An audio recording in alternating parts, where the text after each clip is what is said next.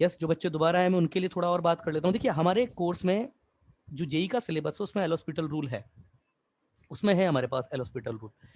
मगर मैं कल जब सब बच्चों के, आप सब लोगों के क्वेश्चन चेक कर रहा था, जो उदय के मैंने जो क्वेश्चन देखे, उदय ने जहां वो इन्फिनिटी बाय इन्फिनिटी और 0/0 फॉर्म देख रहा था, वहां पे वो आंखें बंद करके एल हॉस्पिटल रूल का यूज कर रहा था। उसमें गलत भी नहीं है। हालांकि आईआईटी जेई में कभी भी अभी तक तो ऐसा क्वेश्चन नहीं पूछा गया है कि जहां एल हॉस्पिटल रूल को चकमा देकर के कोई क्वेश्चन काम किया हुआ हो। ये क्वेश्चन कुछ ऐसा ही है। अब कैसा है वो उस पर अपन बात करेंगे, मगर ये क्वेश्चन ऐसा ही है। एल हॉस्पिटल रूल से इसका आंसर जो है वो गलत आएगा, अभी आपके सामने करके दिखाऊंगा, मगर इसकी लिमिट एग्जिस्ट करती है, ये बिल्कुल राइट क्वेश्चन है ये आपका। तो जब भी एल हॉस्पिटल रूल कहाँ जाके फेल होता है उसको हम देखते हैं। तो मैं देखिए, ये अगर इस क्वेश्चन में मैं देखूं, फॉर्म में चेक करूं, एक्स आपका इधर इन्फिनिटी पे ट्रेंड कर रहा है, ये तो एक्स इनफाइनाइट पे कोई ना कोई कांस्टेंट होगा। तो ओवरऑल ऊपर इन्फिनिटी ट्रेंडिंग, नीचे भी इन्फिनिटी ट्रेंडिंग, तो इनफाइनाइट बाय इनफाइनाइट की फॉर्म तो बन रही है, इसका मतलब एल हॉस्पिटल तो लग सकता है।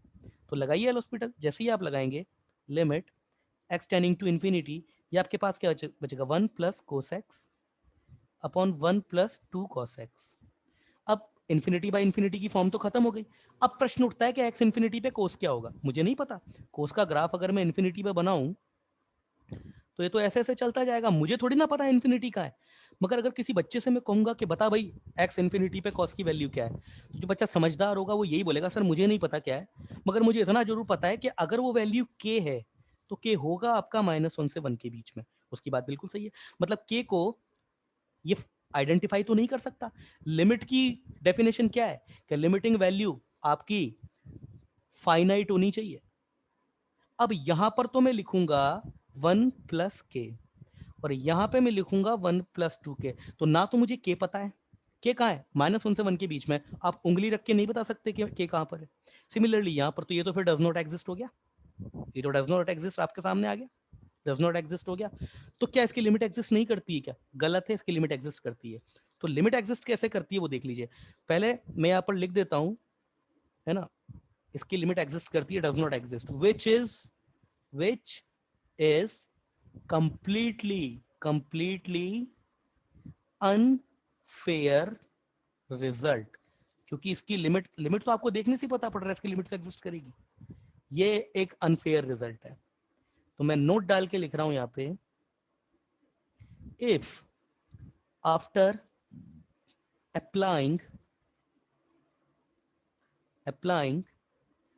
LH rule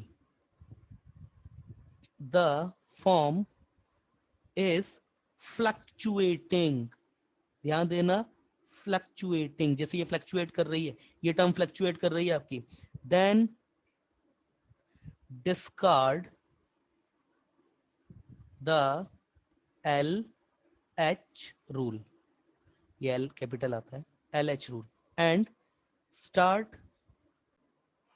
पता नहीं क्या हो गया।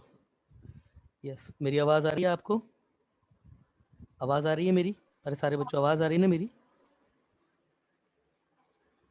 आवाज आ रही है अमृता, अमृता नम्रता मेरी आवाज आ रही है आपको? हाँ। चलिए, पता नहीं क्या हुआ एकदम से। तो मैं नोट तो लिख ही रहा था, तो उस नोट को ही कंप्लीट कर देता हूँ। नोट, किसी बच्चे का मैसेज आया है।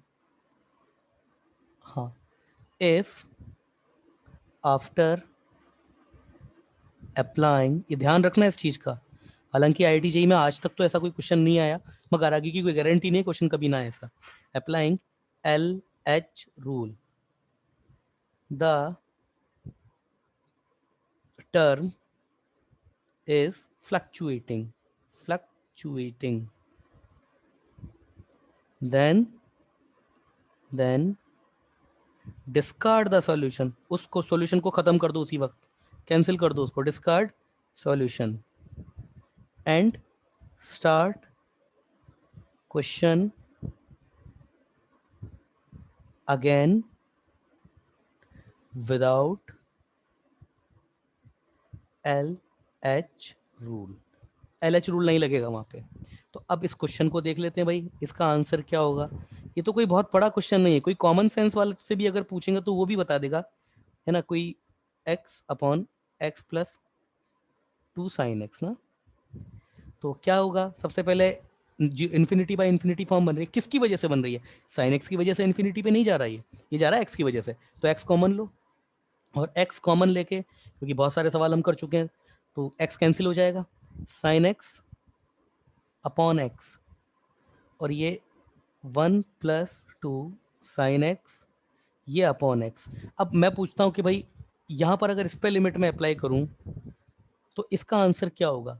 तो अगर आप बोलते हो कि 1 होगा, जैसे कुछ बच्चे बोलेंगे sir sine x upon x limit x tending to infinity, ये तो 1 होता है। हाँ भाई दीदी 1 ही होता है ना, ये कुछ और होता है? एक्सटेंडिंग 0 होता है। हाँ तो फिर ये कितना होगा? शाबाश, कितना होगा फिर ये? कितना होगा फिर ये? 1 1 होगा। एक्स सर एक्स एक्स होगा, एक्स होगा। नहीं साइन नहीं एक्स नहीं ऐसा है, पहले सोच समझ के जवाब दिया करो, पहले सोच लो आराम से। हाँ भाई भक्ति कितना होगा ये? भक्ति कितना होगा? Sine x upon x limit x tending to infinity, कितना होगा ये? नहीं पता। पार्थ कितना होगा? कितना होगा पार्थ? पार्थ कितना होगा? नहीं पता पार्थ को भी। बताइए पार्थ कितना होगा ये?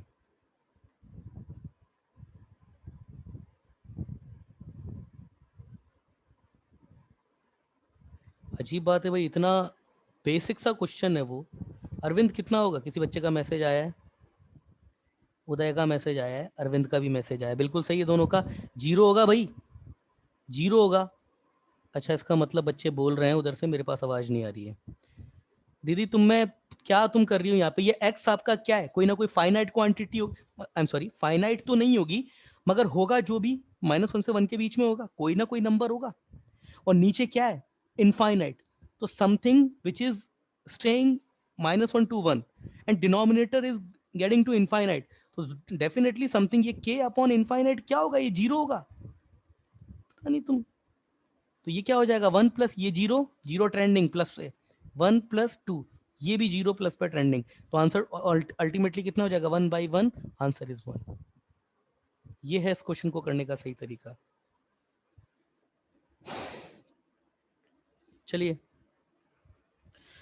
एक तरीका और भी था वैसे, एक तरीका और भी था इस क्वेश्चन को करने का। Limit x tending to infinity x plus sine x upon x plus 2 sine x, और ये भी तरीका था। अगर हम इफेक्टिव टर्म भी देखें इसमें, इफेक्टिव डिग्री तो बोलना गलत है, इफेक्टिव टर्म, क्योंकि इफेक्टिव डिग्री जो होती है वो पॉलिनोमियल में देखा जाता है। यहाँ पे इफेक्टिव टर्म जो वर्ड है उसका यूज करना ज़्यादा बेटर है। इफेक्टिव टर्म की बात करूं तो यहाँ पर न्यूमरेटर आपका इनफाइनाइट पे ट्रेंड कर रहा है। क्यों कर रहा है? इसकी वजह से, इसकी वजह से नहीं कर रहा है, इसका तो कोई रोल भी नहीं है भाई। मैं इनफाइनाइट में एक जोड़ दूं या एक घटा दूं, क्या फर्क पड़ने वाला है उससे? और इसके बस में तो केवल इतना ही है कि ज्यादा से ज्यादा एक जोड़ देगा, और ज्यादा से ज्यादा चल जाएगी तो एक घटा देगा, तो उसका कुछ फर्क पड़ना नहीं है इसके ऊपर। तो ऊपर कौन डोमिनेट करेगा? एक्स। नीचे भी कौन डोमिनेट करेगा? एक्स। ये एक्स से एक्स कैंसिल, आंसर 1। ठीक है ना? उससे भी हो जाएगा एक क्वेश्चन, मगर एल हॉस्पिटल से ऐसे क्वेश्चन नहीं होंगे, इसका थोड़ा ध्यान रखिएगा प्लीज, है ना? अदरवाइज एल हॉस्पिटल से करोगे तो ये डज नॉट एग्जिस्ट आंसर आ रहा है यहाँ पे, है ना? कभी भी अगर ऐसा डेरिवेटिव करने पे फ्लक्चुएटिंग टर्म आ जाए ना, हाथ तो हाथ समझ जाना, कुछ ना कुछ गड़बड़ है क्वेश्चन में। लेकिन आज तक तो नहीं आया ऐसा क्वेश्चन, मगर आगे आ सकता है। चलिए आगे कैंसिल करते हैं इसको। एग्जाम्पल, वो the next question says, let's see.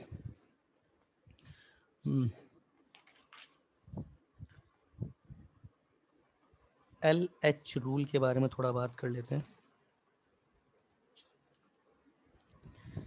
है ना? एल एच रूल, इसके बारे में थोड़ा बात कर लेते हैं, कम बात करी थी उस वक्त। तो पहली टर्म,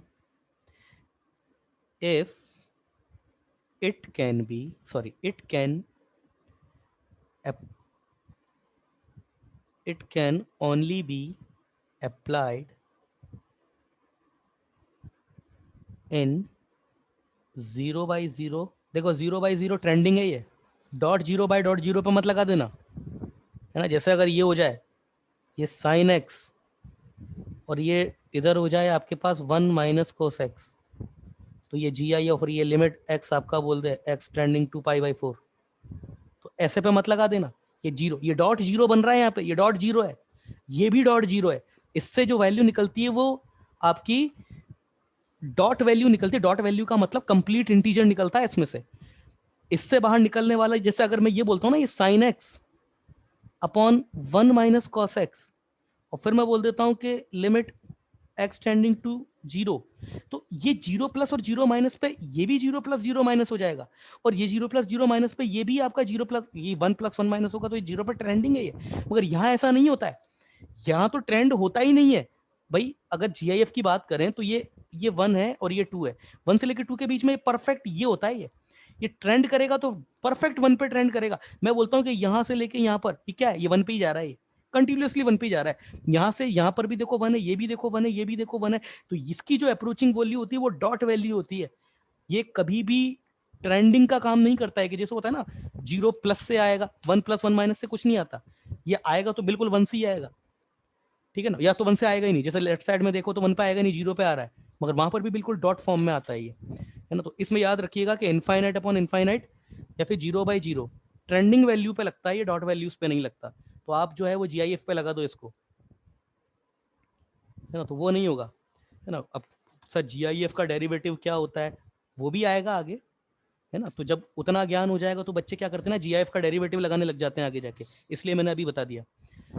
और इनफाइनाइट की बात करें तो इनफाइनाइट तो खैर ट्रेंडिंग ही होता है, इन एंड इस पे ही लगता है केवल फॉर्म, है ना। ट्रेंडिंग पे लगता है, डॉट 0/0 पे नहीं लगता। LH रूल,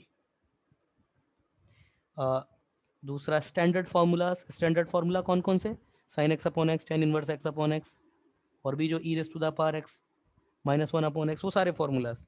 दूसरा एक्सपेंशन कौन से, जितनी सीरीज बताइए, expansion etcetera can be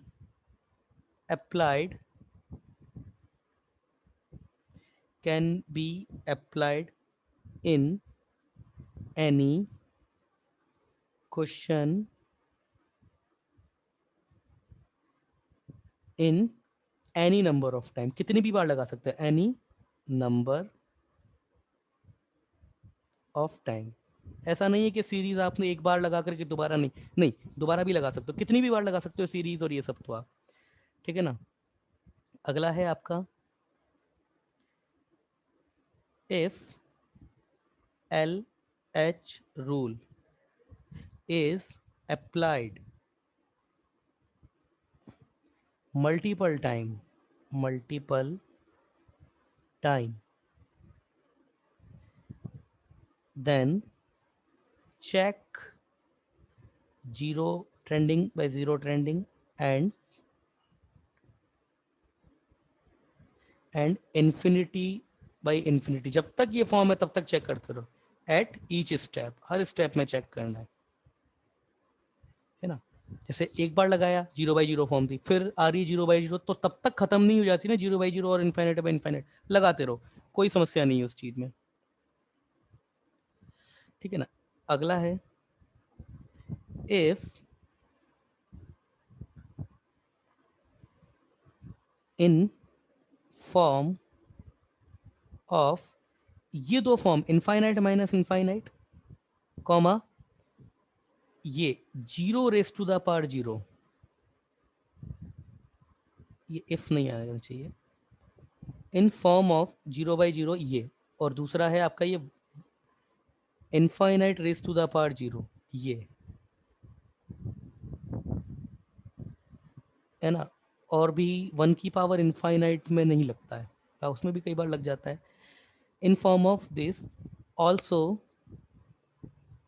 LH rule can be applied, मगर कब अप्लाइड, बाय कन्वर्टिंग, ये इनफाइनाइट पे ट्रेंडिंग है ना, ये 0 पे ट्रेंडिंग, ये भी 0 पे ट्रेंडिंग, ये इनफाइनाइट पे ट्रेंडिंग, ये 0 पे, by converting them into 0/0 and infinity by infinity. अब देखो मैं एक बात बताऊं आपको, हमारे पास जितनी 7 फॉर्म्स है ना, ये सातों की सातों फॉर्म आप जो है वो 0/0 और इनफाइनाइट बाय इनफाइनाइट में कन्वर्ट कर सकते हो, मतलब मैक्सिमम क्वेश्चन में तो हो जाता है, मगर उसके लिए जो होता है ना, फिर थोड़ा सा सेंस जो होता है वो अच्छा वाला काम करना चाहिए आपका, थोड़ी आपकी पकड़ होनी चाहिए एल्जेब्रिक ऑपरेशंस पे। तो मैं आपके लिए कुछ वैसे क्वेश्चन कराता हूँ। तो हमारे पास नई फॉर्म हम पढ़ेंगे 0/0, ये फॉर्म हमने नहीं पढ़ी है, और इन्फिनिटी रेस ट्रेंडिंग, और ये जीरो ट्रेंडिंग। देखिए ये और ये फॉर्म सेम ही है। क्यों सेम है? ये जो इन्फिनिटी ट्रेंडिंग होता है ना, इन्फिनिटी ये ट्रेंडिंग, इसको मैं 1/0 ट्रेंडिंग भी लिख सकता हूँ। एक्चुअली ये रिलेशन होता है 1/0 और इन्फिनिटी में। बच्चे क्या लिख देते हैं ना, इन्फिनिटी इक्वल टू 1/0, ये नहीं होता है। ये डॉट जीरो तो फिर अनडिफाइंड हो जाता है। ये रिलेशन होता है वो, है ना, जिसमें बच्चे थोड़े कंफ्यूज रहते हैं जिन चीजों को लेके, है ना। तो थोड़ा ध्यान रखिएगा, ये 1/0 ट्रेंडिंग इक्वल टू इनफाइनाइट होता है। अब इनफाइनाइट बोलो या इनफाइनाइट पे ट्रेंडिंग बोलो, बात वो एक ही है, क्योंकि डॉट इनफाइनाइट तो पॉसिबल ही नहीं होना फॉर्म, है ना। तो यस, मैं बात ये इन्फिनिटी अगर मेरा 1/0 ट्रेंडिंग होता है और इसकी पावर फिर मैं जीरो ट्रेंडिंग कर दूं, तो फिर वो इसकी पावर जीरो ट्रेंडिंग हो जाएगी। तो यही फॉर्म न्यूमरेटर डिनोमिनेटर में क्रिएट हो गई। तो ये और ये फॉर्म एक्चुअली अलग अलग नहीं है, सेम है, लिखने का तरीका बदल जाता है बस इनको।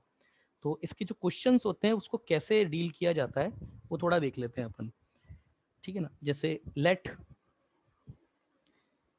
एज एक्स जो है आपका ए पर ट्रेंड कर रहा है, एंड एफ ऑफ एक्स ये आपका ट्रेंड कर जाए जीरो पे, है ना, या फिर इन्फिनिटी पे ट्रेंड कर, या तो जीरो पे ट्रेंड कर जाए या फिर इन्फिनिटी पे ट्रेंड कर जाए, एंड हमारा जो जी ऑफ एक्स है ये आपका जीरो पे ट्रेंड कर जाए। देन मैं दोनों फॉर्म जो है वो ले रहा हूँ, limit x tending to a, g of x, sorry, f of x, whole raise to the power g of x. अब देखिए एफ ऑफ एक्स कहाँ कहाँ ट्रेंड कर सकता है, जीरो पे और इन्फिनिटी पे, जीरो पे और इन्फिनिटी पे। जी एक्स कहाँ ट्रेंड करेगा, जीरो पे। तो ये दोनों फॉर्म कवर हो गई। जब जीरो पे आएगी तब ये वाली फॉर्म कवर हो जाएगी, और जब इन्फिनिटी पे ट्रेंड करेगा तो ये वाली फॉर्म कवर हो जाएगी। तो कैसे इस क्वेश्चन को किया जाता है, तो कि इस क्वेश्चन को ऐसे किया जाता है, देखिए आपके सामने कर रहा हूँ, ये जीरो इन्फिनिटी कुछ भी हो उससे फर्क नहीं पड़ रहा है। फॉर्म आपके पास अल्टीमेटली कौन सी बन रही है, zero raise to the power zero, और infinity raise to the power zero है, वो भी आपके पास कहीं ना कहीं zero raise to the power zero ही फॉर्म है। तो देखिए इसको मैं, अच्छा फॉर्म के बारे में पहले लिख लेते हैं, ये zero raise to the power zero है और infinity raise to the power zero, ये दो फॉर्म्स हैं, इनको मैं कवर कर रहा हूँ। तो इसको जो लिखने का, देखिए आपके सामने ही कर रहा हूँ मैं, ताकि ये फॉर्मूला जैसे हमने वो वाला फॉर्मूला जनरेट किया था ना, 1 raise to the power infinity का एक्सपोनेंशियल, और उसके पावर क्या था, पावर इंटू बेस -1 की लिमिट लगा दो। तो इसको मैं ऐसे लिख सकता हूँ, एक्स टेंडिंग टू ए को ई लॉग या log base e f of x whole raise to the power g of x. यहाँ तक तो मैंने कुछ भी नहीं किया, मैंने वही कहा कि एल्जेब्रिक ऑपरेशन आपको लगाने आने चाहिए, बिल्कुल लगा सकते हैं, ऐसा कोई समस्या नहीं है। तो फिर मैं इसको ऐसे भी लिख सकता हूँ, limit x tending to a e raise to the power g of x into l n f of x लिख सकता हूँ। अब लिमिट जो है वो इसका काम यहाँ पर है, तो भेजो इसको यहाँ पे। फिर तो ये मेरे पास e raise to the power limit x tending to a, और ये g of x into l n f of x, या फिर मैं इसको ऐसे भी तो लिख सकता हूँ, exponential limit x tending to a g of x into l n f of x. अब देखते हैं भाई ये फॉर्म कौन सी कवर हुई है। अब देखो भाई ध्यान से सुनना इस बात को, मैं पहले एल एन एक्स का ग्राफ बनाता हूँ आपके लिए, एल एन एक्स का, ये है एल एन एक्स का। अब देखिए जी एक्स कहाँ पे ट्रेंड कर रहा है, जी एक्स तो जीरो है, इसका मतलब ये टर्म तो जीरो है, ये टर्म तो जीरो हो गई आपकी। देखो एलोस्पिटल रूल कैसे अप्लाई किया जाता है यहाँ पे, ये टर्म तो जीरो हो गई। अब मैं बात करूँ l n f of x की, एफ ऑफ एक्स कहाँ जा रहा है, एफ ऑफ एक्स मेरा इन्फाइनाइट पे जा सकता है। तो जब लॉग का आर्ग्यूमेंट इन्फाइनाइट जाएगा तब ये इन्फाइनाइट पे ट्रेंड कर जाएगा। अब मैं बात करता हूँ एफ ऑफ एक्स अगर जीरो जाएगा, तो जीरो अगर जाएगा तो जीरो माइनस की तो बात कर नहीं सकते, जीरो प्लस की बात करो। तो अगर ये जीरो पे जाएगा तब ये माइनस इन्फाइनाइट पे जाएगा। इसका मतलब ये हो गया कि लॉग का आर्ग्यूमेंट चाहे इन्फाइनाइट पे जाए, इसका मतलब ये हो गया कि लॉग का आर्ग्यूमेंट चाहे इनफाइनाइट पे जाए या फिर जीरो पे जाए, लॉग तो आपका न्यूमेरिकली तो इनफाइनाइट पे जाएगा। मैंने बोला न्यूमेरिकली, न्यूमेरिकली बोल रहा हूं मैं, इनफाइनाइट पे जाएगा। हालांकि इनफाइनाइट बोलूं या माइनस इनफाइनाइट बोलूं, न्यूमेरिक मॉड वैल्यू तो इसकी इनफाइनाइट ही है। तो कुल मिलाकर के ये मेरे पास फॉर्म कौन कौन सी बन सकती है, ये तो zero trending into plus minus infinite trending बन गई, और zero up trending into infinite trending बन गई। तो अब देखो आगे, आगे देखो आप, अब आगे देखो आप, मैं कहाँ लगा सकता हूँ LH rule, zero by zero और इनफाइनाइट बाई इनफाइनाइट पे। तो ये exponential limit x tending to a, ये हो गया ln f ऑफ x, और ये हो गया 1/g ऑफ x। अब कौन सी फॉर्म बन गई, ये हो गया इनफाइनाइट ट्रेंडिंग, प्लस माइनस वो बात अलग है, मगर है तो इनफाइनाइट पे ट्रेंडिंग, और ये हो गया infinite trending.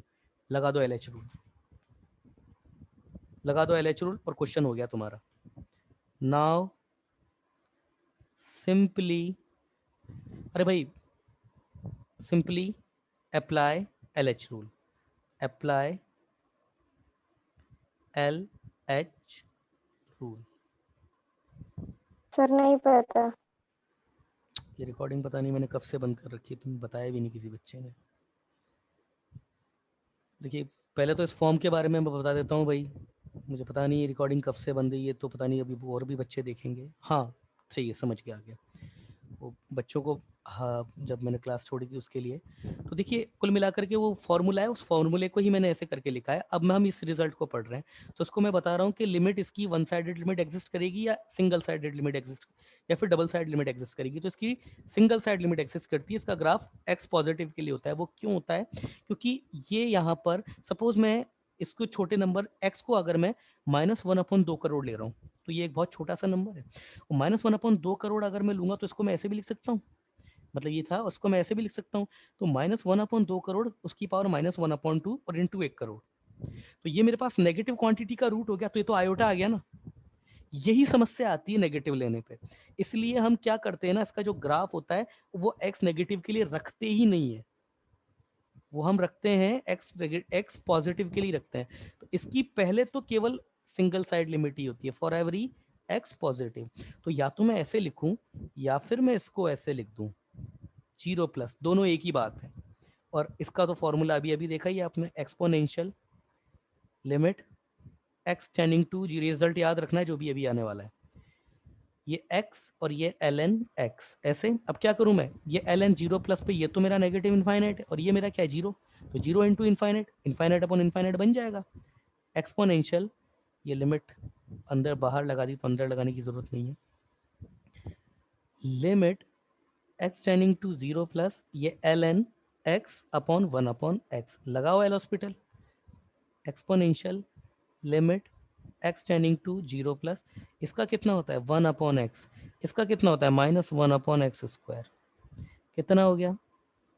Exponential limit x tending to zero plus, देखिए -x बचेगा और जीरो रखेंगे तो वो भी जीरो है, तो एक्सपोनेंशियल जीरो, आंसर कितना आ गया 1, मतलब e की पावर जीरो, आंसर 1। तो ये रिजल्ट आपको भाई याद रखना है, limit x tending to zero या zero plus x raise to the power x equal to 1। ये बहुत इंपॉर्टेंट रिजल्ट है, ये बहुत इंपॉर्टेंट रिजल्ट है ये, ठीक है ना। अब मैं बताऊंगा कैसे क्वेश्चन इसके ऊपर जनरेट हुए हैं अभी तक ना। तो पहले तो इस रिजल्ट को आपको जो है वो याद रखना है। तो इस रिजल्ट से अगर मैं जनरलाइज करना चाहूँ तो देखिए, इस रिजल्ट से तो मैं ये भी तो बोल सकता हूँ ना, limit x tending to zero sine x raise to the power sine x. मगर यहाँ पर क्या है ना, यहाँ पर जो, अच्छा यहाँ पर भी मेरे पास जो है वो सिंगल साइड ही लिमिट रहेगी। इसको फिर मैं ऐसे लिख सकता हूँ, limit x tending to zero, ये sine x upon x into x, similarly sine x upon x into x. अब लिमिट इस पर भी, ये भी स्टैंडर्ड रिजल्ट है, ये भी स्टैंडर्ड रिजल्ट है, limit x tending to zero x raise to the power x, तो ये भी 1 होगा। तो इसका मतलब तो फिर limit x tending to zero sine x whole raise to the power sine x, ये भी 1 होता है। अच्छा इसकी भी लिमिट एक साइड ही लाई करेगी, क्यों, साइन एक्स अगर एक्स माइनस लेंगे तो ये भी माइनस एच जीरो माइनस हो जाएगा, ये भी जीरो माइनस, तो फिर वो नेगेटिव की पावर नेगेटिव आ जाएगा, वो फिर वही चीज हो सकती है।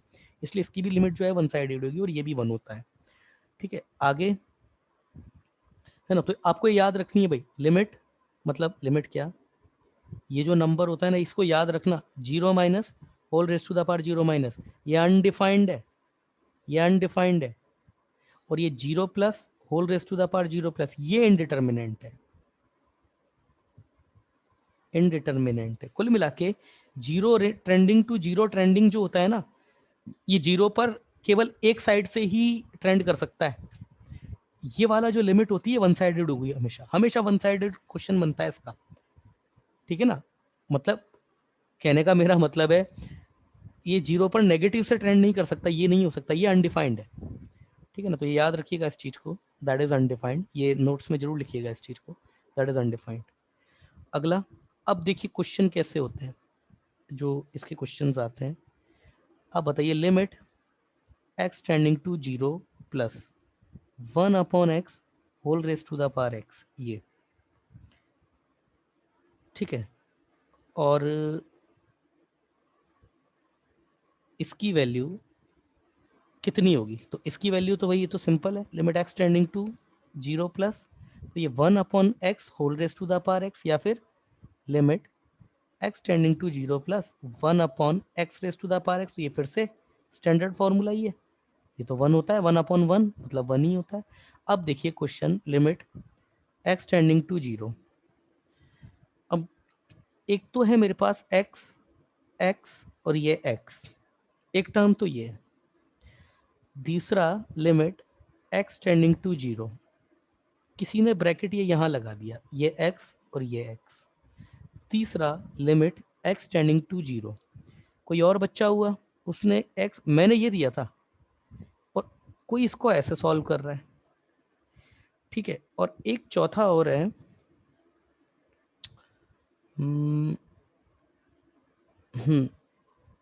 लिमिट x टेंडिंग टू 0, ये x whole raise to the power x और ये x। क्या आंसर होगा इसका, इसका, इसका, इसका, क्या आंसर है, क्या आंसर होगा इसका, चलिए, हाँ, क्या आंसर होगा इसका। अब देखिए सबसे पहले तो आप ये देखिए, अगर मैं बोलता हूं a raise to the power m whole raise to the power n, तो ये क्या है, इसको मैं ऐसे नहीं लिख सकता a की power m whole raise to the power n, ये पहले समझना जरूरी है। क्यों, ये तो मेरे पास a की पावर m इंटू n हो जाएगा। तो ये क्या लिखा हुआ है, ये a की पावर में m raise to the power n लिखा हुआ है, बस यही चीज है यहाँ पे। क्या चीज ना, अब देखिए अगर इसकी मैं बात करूं, इसकी मैं बात करूं, तो ये x की पावर क्या है, x की power x raise to the power x है, और x मेरे पास क्या है 0, तो ये तो मेरे पास 0 की पावर 1 है, इसकी तो मैंने वैल्यू रख दी, तो 0 की पावर 1 है, ये तो 0 ही होगा। मगर इसकी अगर मैं बात करूं, इसको अगर मैं यहां लगाता हूं, तो यस ये भी 0 की पावर 1 है, ये तो स्टैंडर्ड फॉर्म है ना, तो ये भी आपका 0 है। मगर इसकी अगर बेटा बात करें, तो ये मेरे पास क्या है, ये है मेरे पास 1, और फिर उसकी पावर x, मतलब ये 0 कर दूं तो ये 1 की पावर 0 है, ये भी मेरे पास 1 है। मगर अगर इसकी मैं बात करूं, ये इसकी, ये तो और ये दोनों तो सेम ही है रे, ये यहां मत लगाओ इसको, एक मिनट में पढ़ेंगे पॉज ना, इस पे एक्चुअली ब्रैकेट ऐसा होगा, तो ये भी मेरे पास क्या है 0 की पावर ये 1, तो ये हो गया मेरा 0। इसका मतलब क्या है, मेरे पास ये और ये, इन तीनों का आंसर 0 होगा, मगर इसका जो है मेरे पास आंसर 1 होगा। तो केवल ये ब्रैकेट लगाने के तरीके से आपके पास आंसर चेंज हो जाएगा। आपको याद रखना है x raise to the power x, limit x tending to 0 या फिर 0 प्लस इक्वल टू 1 होता है। अब ब्रैकेट को कैसे आप समझ रहे हो, उसके लगाने के तरीके से आपका आंसर जो है वो गलत हो, जो है लगाएगा। ये 1 की पावर 0 है, ये 0 और उसके ऊपर 1 लिखा हुआ है, ये भी और ये एक ही है, ये लिखो या ये लिखो, बात एक ही, ये 0 उसकी पावर 1 है, तो ये और ये तो खैर एक ही। अगर मैं इसको नहीं भी ब्रैकेट को लगाता हूँ, तो भी इसका मतलब यही है कि x और उसकी पावर फिर x है। मतलब इसको मैं ऐसे नहीं बोल सकता, ये ब्रैकेट लगा के ऐसे नहीं बोल सकता मैं इसको, ठीक है ना, ये नहीं बोल सकता, ये ठीक है। चलिए, यस, क्लियर है भक्ति, भक्ति क्लियर है आपको, दीदी क्लियर है, क्लियर है, रिप्लाई करो प्लीज, क्लियर है, अमृता नम्रता क्लियर है आपको, भक्ति क्लियर है, रिप्लाई कीजिए प्लीज।